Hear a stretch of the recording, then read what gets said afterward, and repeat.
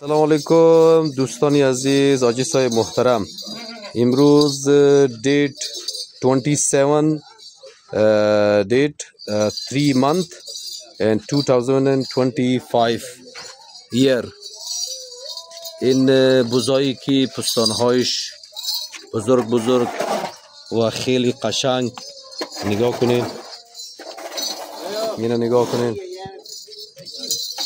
ये आप वीडियो बनाओ। अमजद आज इधर वीडियो बनाओ और लाल बकरी नापते हैं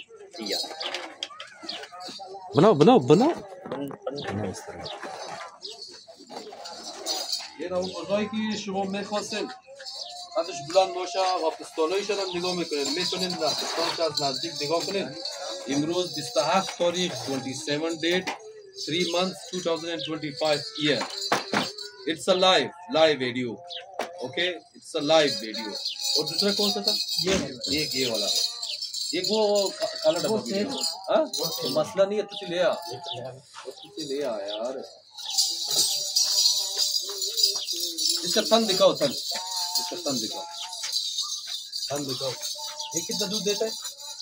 ये तकरीबन 5 लीटर। अच्छा। ये भी तैयार है, सुने वाला 20-25 दे लाया जैसे। अच्छा, इनो तकरीबन از 6 تا 8 لیتر شیر میته اینا. حداقل 8 لیتر شیر میته. نگاه کنید خیلی قشنگ. اینم لایو ویدیو.